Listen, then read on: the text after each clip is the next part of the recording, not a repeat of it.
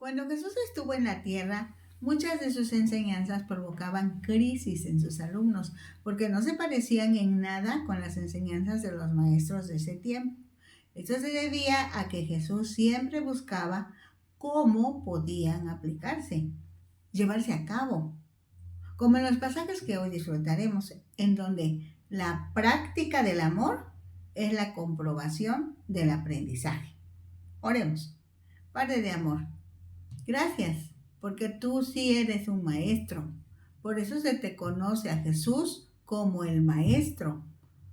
Sí, también es profeta, también es hacedor de milagros, pero su desempeño en la tierra fue enseñar, enseñar, enseñar, y por eso te decían maestro. Eres un maestro único, no hay otro como tú, porque tú sí viviste lo que enseñabas.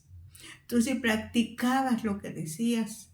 Y eso es lo que daba peso a tus palabras. Esa era la autoridad que te respaldaba, que lo que decías, lo hacías. Y eso quieres que también nosotros hagamos. Ayúdanos, Dios, en el nombre de Jesús. Amén. Continuamos con las enseñanzas que se conocen como el Sermón del Monte. Básicamente Jesús dice las características de las personas que reciben el reino y que por eso forman parte de él, forman parte del reino, en quienes la gracia de Dios modela su carácter.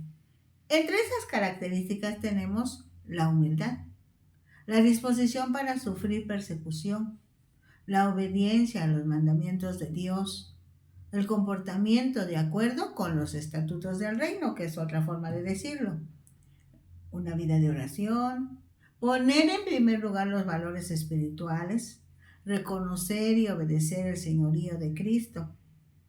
Cada bienaventuranza incluye una bendición, una descripción de quienes se consideran bendecidos y una explicación de la bendición misma.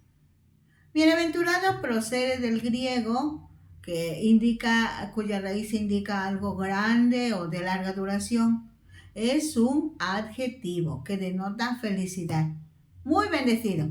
Es una palabra de gracia que expresa regocijo y una satisfacción especiales concedidos a quienes experimentan la salvación. En este pasaje, Jesús presenta de una manera práctica qué tan importante es decir la verdad. Toda vez que en ese tiempo, creo que en todos los tiempos, la gente hacía promesas que rompía con mucha facilidad. Usaba un vocabulario sagrado, involucrando expresiones no serias, descuidadas, ligeras, pronunciando el nombre de Dios, poniéndolo como testigo de sus propias mentiras. Desde el Antiguo Testamento encontramos la condena de hacer votos a la ligera, el dar la palabra y no cumplirla, y el jurar en vano en el nombre de Dios. A manera de ejemplo tenemos en Éxodo 27, que dice, no tomarás el nombre de Jehová tu Dios en vano, porque no dará por inocente Jehová al que tomase su nombre en vano. En Levítico 19:12 se lee, y no juraréis falsamente por mi nombre, profanando así el nombre de tu Dios, yo Jehová. En Números 30, versículos 1 y 2, habló Moisés a los principales de las tribus de los hijos de Israel, diciendo, esto es lo que Jehová ha mandado. Cuando alguno hiciere voto a Jehová o hiciere juramento ligando su alma con obligación, no quebrantará su palabra, hará conforme a todo lo que salió de su boca. En Deuteronomio 19, versículos 16 al 20, es un pasaje un tanto largo, pero que es bueno que leamos, dice, cuando se levantare testigo falso contra alguno para testificar contra él, entonces los dos litigantes se presentarán delante de Jehová y delante de los sacerdotes y de los jueces que hubiere en aquellos días.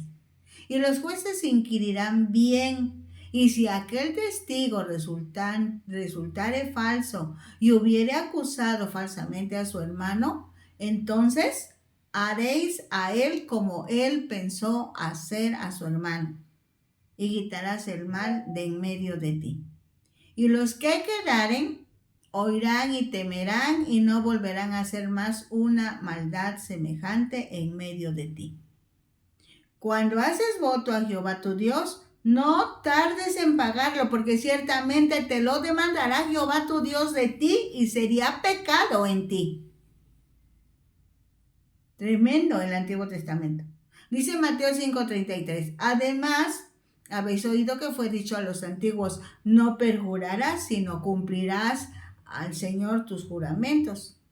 Pero yo os digo, no juréis en ninguna manera, ni por el cielo, porque es el trono de Dios, ni por la tierra, porque es el estrado de sus pies, ni por Jerusalén, porque es la ciudad del gran rey, ni por tu cabeza jurarás, porque no puedes hacer blanco o negro un solo cabello.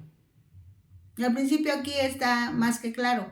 Dios es espíritu, entonces está en todo lugar. Está en toda su creación, lo sabe todo, no se puede excluir de ningún momento, de ningún lugar. Pues efectivamente, cuando dice que el cielo es su trono y la tierra el estrado de sus pies, da a entender que Dios lo llena todo, lo sabe todo, es testigo presencial de cada momento, de cada situación, de cada pensamiento, de cada acción, de cada palabra, pensada o expresada. Es dueño legítimo y absoluto de toda su creación. Por lo anterior, la vida o la existencia humana no se puede dividir en momentos, en departamentos, en temas, en secciones. Ya dijimos que en todos está Dios. Es testigo de los pensamientos y actos de cada uno de los seres humanos. Así que no puede haber un lenguaje en la iglesia o en la reunión para hablar de Dios, de su palabra, y otro lenguaje para hablar en el mercado, en la fábrica, en la oficina, en la escuela, en el deporte. Por lo mismo, no puede haber una conducta o comportamiento diferente en cada lugar donde se desarrolle la iglesia de Jesucristo. Dios está en toda la vida y en todas y cada una de las actividades. No solo escucha lo que decimos cuando estamos en la reunión con otros hermanos en Cristo y juntos alabamos, bendecimos y honramos el nombre de Dios, sino que lo sabe todo. Aunque no pronunciemos su nombre, es testigo de nuestro pensar, de nuestro hablar y de nuestra conducta. Dice el versículo 37 de Mateo 5, pero sea vuestro hablar sí, sí, no, no, porque lo que es más de esto, de mal procede. Ahora entendemos esta conclusión del Señor Jesús, de que cuando uno tenga que decir sí, debe decir sí y nada más. Y cuando uno tenga que decir no, que diga no y nada más. No se debe agregar nada, o sea, no se necesita ningún juramento para reforzar la palabra que haya expresado una persona que habla con verdad. Ahora veamos los pasajes de Mateo 5, 38 al 42 y Lucas 6, 27 al 36. Esta parte de la enseñanza de Jesús permite reconocer, comprobar y por lo mismo obedecerlo, pues demuestra la autoridad que ejerce como Dios mismo, como hijo de Dios, como enviado del cielo, como el que puede hacer las observaciones, en su caso las correcciones o las aplicaciones a las leyes establecidas en el Antiguo Testamento y con aplicación a la humanidad en el tiempo del Nuevo Testamento, o sea, en nuestro tiempo.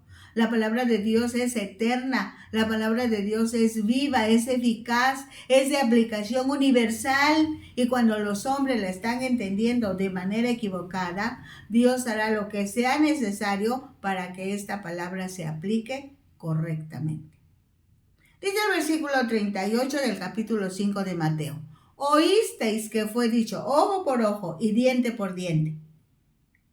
En un momento determinado de la historia, el ser humano, cuando se sentía tratado injustamente porque se hubiera violado alguno de sus derechos, sobre todo relacionados con la integridad física y aún con la vida, reaccionaba de manera natural con un enorme deseo de venganza y retribución. Solamente que en ocasiones una persona o un grupo de personas cometían ilícitos contra otro pueblo o comunidad, lo que ocasionaba que toda la comunidad agredida se levantara para cobrar venganza y pueblos enteros fueron exterminados. Con el correr del tiempo surgió una ley que pretendía aplicar un castigo justo a los agresores, conocida como la ley del talión, que pretendía proteger al ofensor de un castigo más severo del que él merecía o del que merecía su ofensa, y muchos pueblos observaban esta ley. En el Antiguo Testamento se lee en Éxodo 21-24, ojo por ojo, diente por diente, mano por mano, pie por pie. En Éxodo 21-25 leemos quemadura por quemadura, herida por herida, golpe por golpe. En Levítico 24:20 dice rotura por rotura, ojo por ojo, diente por diente, según la lesión que haya hecho a otro, tal se hará a él. Y en Deuteronomio 19:21 se lee y no le compadecerás vida por vida, ojo por ojo, diente por diente, mano por mano, pie por pie. Ahora bien, el propósito de Dios al dar esta ley era ofrecer misericordia. Fíjense bien, el propósito de Dios al dar esta ley era ofrecer misericordia. Es para que sea aplicada por los jueces, para que los castigos no fueran ni excesivos ni ligeros, que el castigo sea acorde al delito. No hay una guía para la venganza personal. Sin embargo, algunas personas estaban usando esta frase para justificar la venganza. Hasta hoy, algunos decimos, él empezó, solo respondo a su agresión, solo cobro lo que me hizo. Somos muy inteligentes también nosotros. Para los judíos, la ley era santa y divina. La reverenciaban celosamente. No obstante, en esta recopilación de las enseñanzas de Jesús, cita la ley para contradecirla y sustituirla por su propia enseñanza, asumiendo su autoridad como hijo de Dios. De ahí la particularidad de su expresión.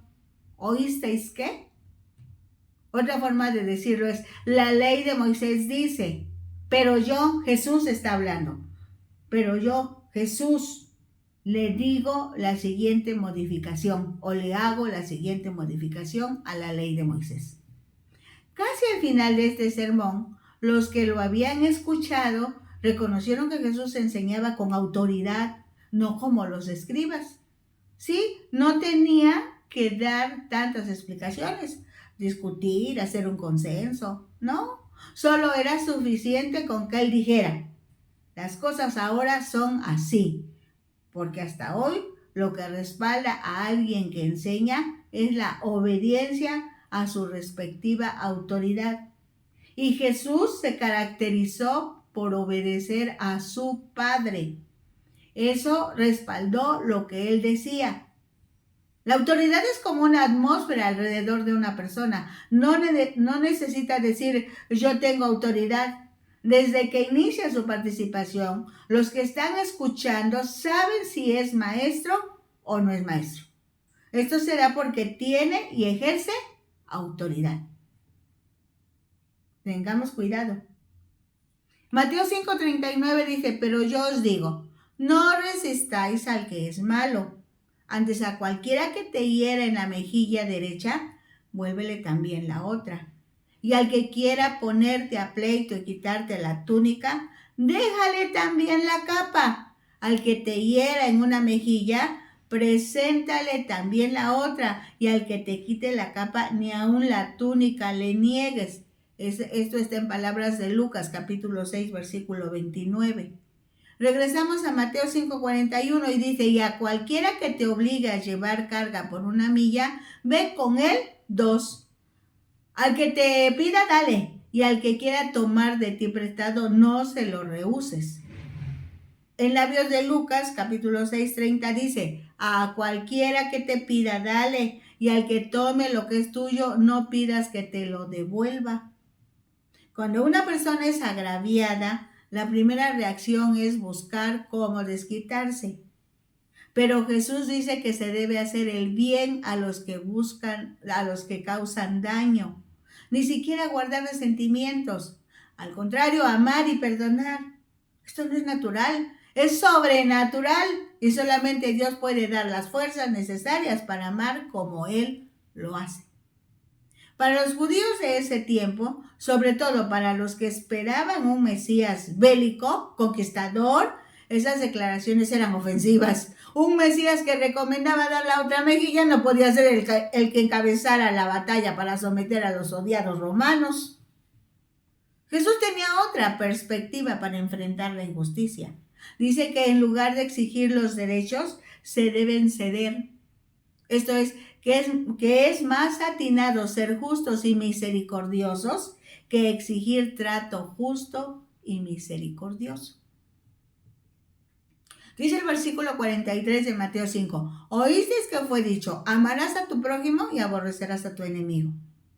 El Levítico 19:18 dice, no te vengarás ni guardarás rencor a los hijos de tu pueblo, sino amarás a tu prójimo como a ti mismo, yo Jehová. Levítico 19:18, lo repito, dice, no te vengarás ni guardarás rencor a los hijos de tu pueblo, sino amarás a tu prójimo como a ti mismo, yo Jehová.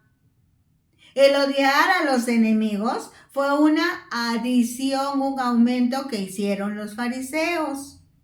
Con esta forma de pensar crecieron esas generaciones.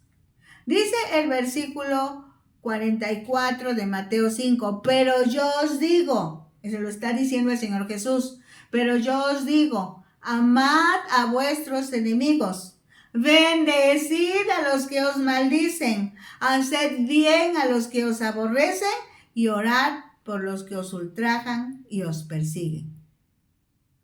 Lucas 6:27 lo dice así, pero a vosotros los que oís os digo, amad a vuestros enemigos, haced bien a los que os aborrecen, bendecid a los que os maldicen y orad por los que os calumnian. Mateo y Lucas enfatizan en la práctica del amor, pues no es solo un asunto de sentimientos, decir te quiero mucho o te amo, sino de preocupación práctica, bendición, oración y deseos de bienestar que se extienden por igual a amigos y a enemigos. El Señor Jesús, que cumplió los requisitos de la ley y más, o sea, Jesús cumplió la ley, pero hizo otra cosa adicional. Dice que debemos dejar a un lado la malicia, el rencor, el deseo de venganza, por consiguiente la venganza misma, y en lugar de todo eso, devolvamos el bien por el mal, así como la bendición en lugar de la maldición. O sea, te maldicen, tú bendice. Te odian, tú ama. Pensando así, es natural que el Señor Jesús proponga cultivar un espíritu de amor, de caridad universal. Incluye sacrificios personales para comprobar que seamos bondadosos. Incluye paciencia y soportar antes que exigir y ofender. Lucas 6:31 dice, y como queréis que hagan los hombres con vosotros, así también haced vosotros con ellos. Esta expresión del Señor Jesús es conocida como la regla de oro en la vida del cristiano. En la Biblia, en lenguaje sencillo, se le traten a los demás como les gustaría que los demás los trataran a ustedes, que viene a ser una interpretación a la expresión, así como te amas, ama a los demás. Dice el versículo 45 de Mateo 5, para que seáis hijos de vuestro Padre que está en los cielos, que hace salir su sol sobre malos y buenos, y que hace llover sobre justos e injustos. En otras palabras, cuando alguien ama a sus enemigos y los trata bien, demuestra que Jesús es el Señor de su vida. Jesús es el que gobierna su vida. El versículo 46 de Mateo 5 dice, Porque si amáis a los que os aman, ¿qué recompensa tendréis? ¿No hacen también lo mismo los publicanos? Roma, quien dominaba todos esos lugares, calculaba los impuestos que se podían cobrar en una zona y autorizaba a algunos judíos para que efectuaran los cobros respectivos entre los judíos. De ahí que el pueblo los mirara con desprecio, pues los acusaban de traidores a la nación. Los publicanos eran los recaudadores de impuestos y obtenían ganancias de esas operaciones, y como buenos inversionistas trataban muy bien a las personas que eran consideradas pudientes y de las que esperaban beneficios. Muchas veces actuaban guiadas por la avaricia, la mentira, la mala intención. Y el Señor dice, ellos, los publicanos, hacen lo mismo, aman a los que les aman. No hay ningún chiste. Dice Lucas 6:32, porque si amas a los que os amas, ¿qué mérito tenéis? Porque también los pecadores aman a los que los aman. Y si hacéis bien a los que os hacen bien, ¿qué mérito tenéis? Porque también los pecadores hacen lo mismo. Y si prestáis a aquellos de quienes esperáis recibir, ¿qué mérito tenéis? Porque también los pecadores prestan a los pecadores para recibir otro tanto. En los tiempos de Jesús, los pecadores eran aquellos que practicaban la injusticia o eran infieles, o sea, no creían en Dios. Esos que practicaban la injusticia o los que no creían en Dios pertenecían al grupo de los pecadores, los que ejercían también algunas profesiones u oficios considerados impuros, entre ellos los pastores de ovejas, los publicanos, los ladrones, las prostitutas y otros. También los enfermos pertenecían al grupo de pecadores, porque para los judíos, cuando alguien enfermaba es porque había pecado, aunque hoy sabemos que esa no es una interpretación adecuada. Dice el versículo 35 de Lucas 6, amad pues a vuestros enemigos y haced bien y prestad no esperando de ello nada, y será vuestro galardón grande y seréis hijos del Altísimo, porque Él es benigno para con los ingratos y malos. Quiero repetir esta expresión del Señor Jesús. Amad pues a vuestros enemigos y haced bien y prestad no esperando de ello nada, y será vuestro galardón grande y seréis hijos del Altísimo, porque Él es benigno para con los ingratos y malos. Esta clase de amor es el amor ágape, que entre otras cosas indica una buena voluntad invencible. O sea que no importa lo que una persona haga o cómo trate, no importa que insulte o ofenda, a que le haga esos desplantes, no permitirá ninguna amargura, decepción o que el dolor le invada. Porque este tipo de amor no solo es el que nace del corazón humanamente hablando, sino que también es una decisión, es también algo de la voluntad. Viene a ser una victoria sobre la reacción humana a los malos tratos. Ahora bien, solo se puede tener este tipo de amor cuando Jesucristo permite conquistar la tendencia natural a la ira y al resentimiento, y lograr esa buena voluntad para con todo el mundo. ¿Qué lejos está la sociedad sin Cristo de estos principios? Efectivamente, están sin Cristo. Pero los que ya conocemos al Señor Jesús, tendríamos que caracterizarnos por estas reacciones. Dice Lucas 6:36, sed, pues, misericordiosos como vuestro Padre es misericordioso. Misericordia es no dar el castigo que alguien merece. Los humanos merecíamos la condenación eterna, pero Dios se ofrece como Padre para la humanidad y por medio del sacrificio y resurrección de Jesucristo, misericordiosamente no castiga a los humanos porque su Hijo ya fue castigado en lugar de toda la humanidad. Así, si creemos, tenemos ya no el susto de ser castigados, sino de recibir perdón que nos permite estar con Dios por siempre. Dice el versículo 48. Sed pues vosotros perfectos, como vuestro Padre que está en los cielos es perfecto. Aquí el Señor Jesús hace énfasis al expresar ustedes sean,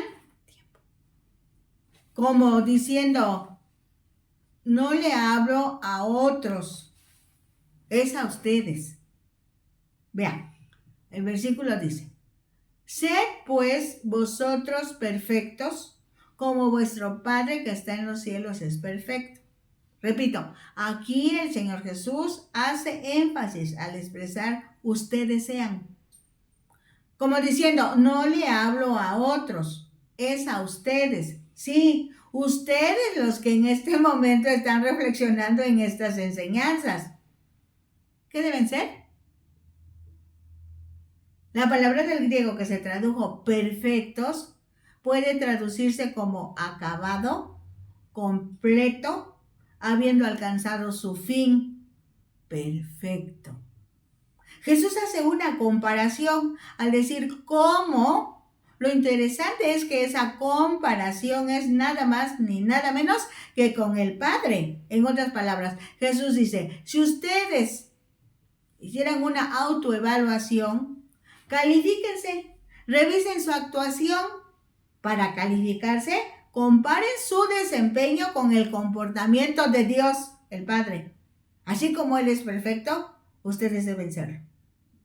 O sea, no se compare con otra persona o con otras personas.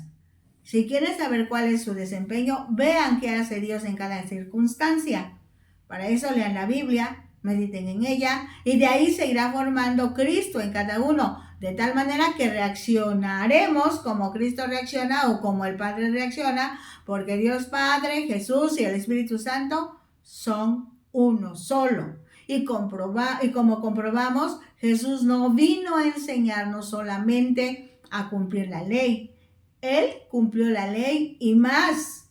No solo cumplió la ley, Él hizo más todavía, porque vino a mostrarnos cómo se vive, cómo se pone en práctica el amor. Por eso, aunque era sábado, Él sanaba. Por eso, aunque era sábado, Él hacía cosas de bondad que mostraban el amor, la bondad y la misericordia de Dios para la humanidad. Jesús ponía en práctica el amor de Dios. ¿Quieres evaluarte? ¿Así? ¿Eres perfecto como Dios es perfecto? ¿No lo somos? Tenemos tiempo para hacer correcciones. Habrá que ir revisando, perdonándonos, corrigiendo. Te dejo la evaluación de tarea. Recuerda que los profesores siempre dejamos tarea. Dios bendice a todos. Les invitamos a sintonizar Ventana Virtual Radio Cristiana, la señal que edifica, a la televisora Sudimar y a la Unión de Iglesias Cristianas por Internet que están uniendo al mundo con el Evangelio de Cristo. Los materiales están en Facebook, Disfrutando la Palabra, en YouTube, a nombre de Rosadel Hernández. Bendiciones. Compartan.